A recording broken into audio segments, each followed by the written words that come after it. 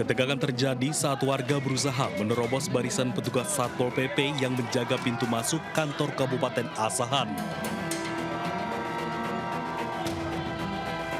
Aksi saling dorong nyaris berubah jadi kericuhan lantaran warga berusaha menyegel dan menggembok kantor saat menyadari tidak ada satupun pejabat pemerintah yang mau menemui mereka. Ketegangan mereda setelah polisi yang ikut melakukan pengamanan berhasil meredam amarah warga. Dalam aksinya, warga menuntut Bupati Asahan membongkar tembok yayasan sekolah swasta yang menutup akses jalan warga. Menurut warga, pembangunan tembok setinggi 4 meter tersebut menyalahi aturan dan mengambil hak jalan warga. Jalan itu adalah jalan masyarakat ya, akses masyarakat yang sudah ada sejak puluhan tahun yang lalu. Jadi bukan baru ada satu hari atau 2 hari atau 1 tahun 2 tahun. Sudah ada puluhan tahun yang lalu. Jadi jalan itu sudah lebih dulu ada dibandingkan yayasan. Warga mengancam akan terus melakukan aksi serta membongkar sendiri jika tuntutan mereka tak dipenuhi. Dari Asahan, Sumatera Utara, Ulil Amri, iNews melaporkan.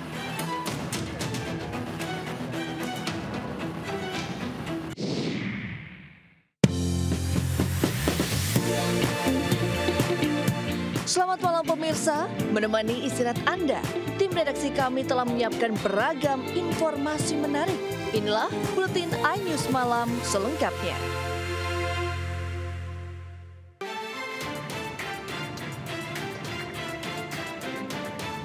Anggota Subdit Jatanras Ditreskrimum Polda Metro Jaya mendatangi rumah salah satu otak pembunuhan Kepala Cabang BUMN Muhammad Ilham Pradipta di kawasan Pantai Indah Kapuk, Jakarta. Rumah ini diketahui milik salah satu otak pelaku pembunuhan berinisial C.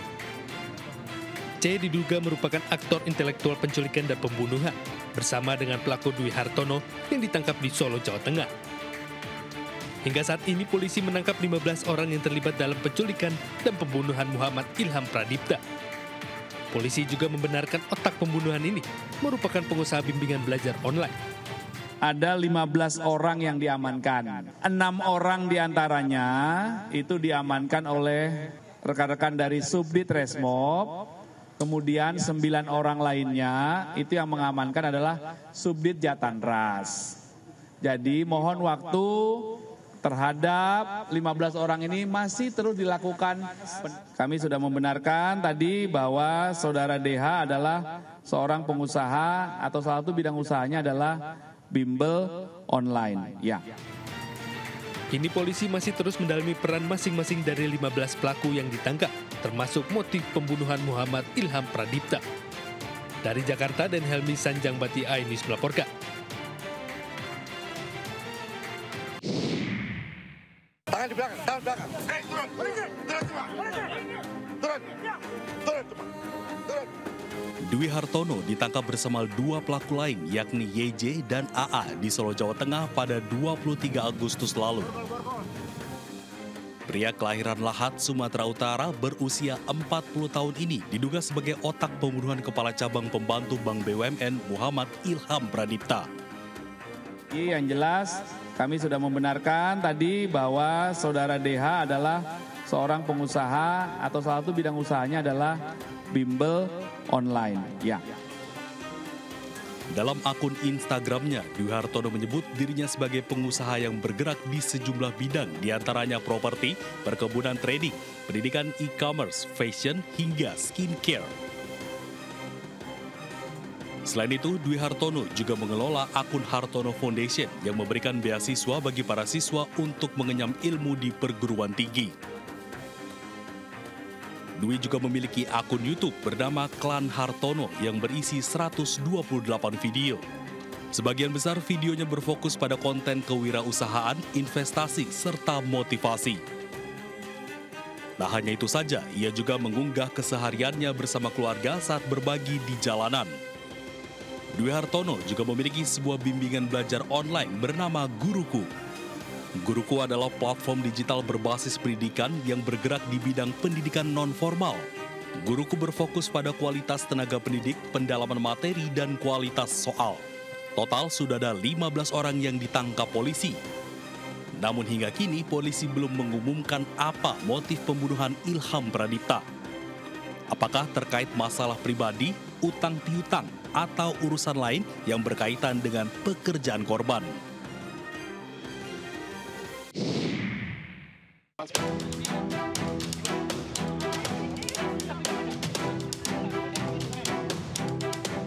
Jasad korban bernama Kwek Chu dievakuasi polisi.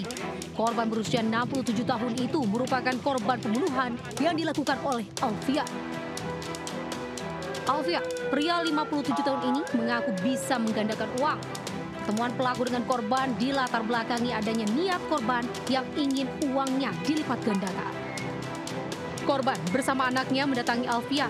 Pelaku dan korban sepakat untuk menggandakan uang dilakukan dengan cara ritual.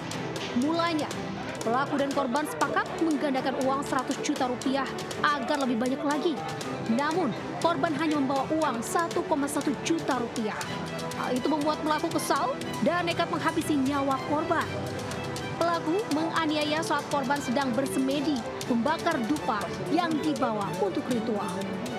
Pada saat korban disuruh membakar dupa dengan cara duduk bersila membelakangi tersangka, tersangka langsung membacok bagian daripada leher korban sehingga korban terjatuh. Dalam kasus ini, pelaku terancam hukuman mati atau seumur hidup. Dari Medan, Sumatera Utara, Adi Palapa melaporkan.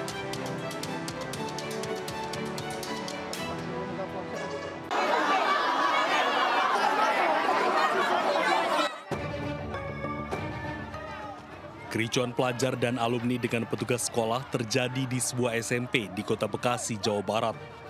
Ratusan pelajar memaksa masuk ke dalam sekolah untuk bertemu dengan JO, oknum guru olahraga yang diduga melecehkan sebuah siswi sekolah ini. Namun aksi para pelajar ini terhalang oleh petugas sekolah dan beberapa pelajar diamankan karena dianggap sebagai provokator.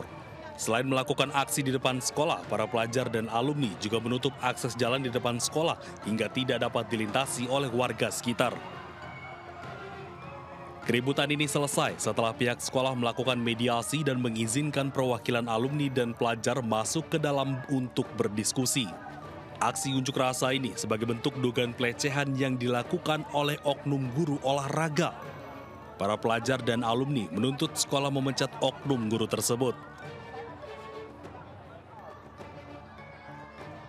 Meski demikian, pihak sekolah memberikan kesempatan pada para korban untuk memberi pernyataan yang akan diproses sesuai dengan ketentuan. Dari Bekasi, Jawa Barat, Rahmat Hidayat, iNews melaporkan.